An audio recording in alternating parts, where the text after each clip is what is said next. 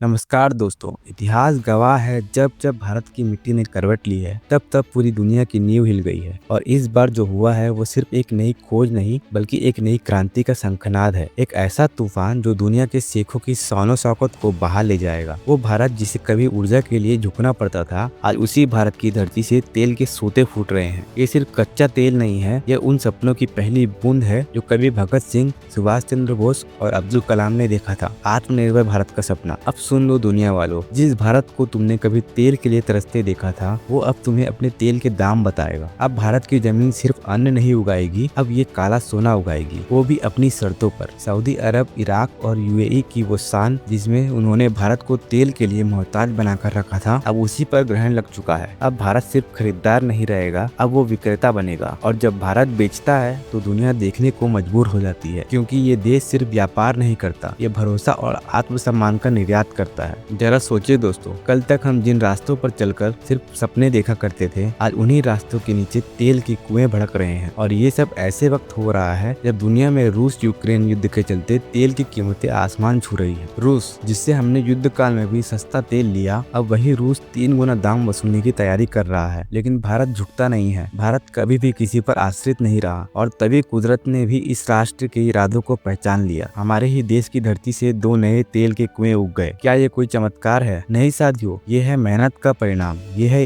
भारत की वैज्ञानिक सोच, आत्मनिर्भरता की तरफ बढ़ते हुए कदमों की गूंज। ओएनजीसी, वो नाम जिसे कभी सरकारी समझकर नजरअंदाज किया गया, आज वही नाम भारत की ऊर्जा क्रांति का ध्वजवाहक बन चुका है। अरब सागर के मुंबई ऑफशोर क्षेत्र में 2 नए कुएं, अमित 1 और अमित 2, इनके नाम से ही समझो ये खोज आने वाली पीढ़ियों को याद रहेगी। अब कल्पना कीजिए, जब भारत के पास अपने खुद के तेल भंडार होंगे तो उसे किसी रूस, अमेरिका या अरब से गिड़गिड़ाने की जरूरत नहीं पड़ेगी। जब आत्मनिर्भरता का पहला कदम ऊर्जा से शुरू हो तो उसकी मंजिल आर्थिक स्वतंत्रता ही होगी। हर वो डॉलर जब हम बाहर भेजते थे तेल खरीदने के लिए, अब देश के भीतर बचेगा। और जब देश की जेब में डॉलर बचेगा तो वो स्कूलों में, अस्पतालों में, सैनिकों के हथियारों में और किसानों के खेतों में लगेगा। ये वही भारत है जो कभी आईएमएफ और वर्ल्ड बैंक की शर्तों पर झुकता था। अब वही भारत तेल की खोज में दुनिया को चौंका रहा है। चीन और रूस, जिनका घमंड आसमान छूता था, अब उनके चेहरे पर सिकन है। जापान, जिसे हम तकनीक का बेताज बादशाह मानते थे, वो भी आज भारत की ऊर्जा क्रांति देखकर अचंभे में है। एलन मस्क जैसे इनोवेटर्स तक ये सोचने पर मजबूर है कि भारत आखिर इतनी तेजी से कैसे बदल रहा है। पर ये बदलाव एक दिन में नहीं आया है। ये तो उन वैज्ञानिकों की तपस्या का फल है जिन्होंने 200 फीट की गहराई में डायनामाइट फोड़ा, वेव रिकॉर्ड्स किए, सुपर कंप्यूटर से डाटा एनालाइज किया और फिर जाकर धरती की छाती से तेल निकाला। समुद्र में वे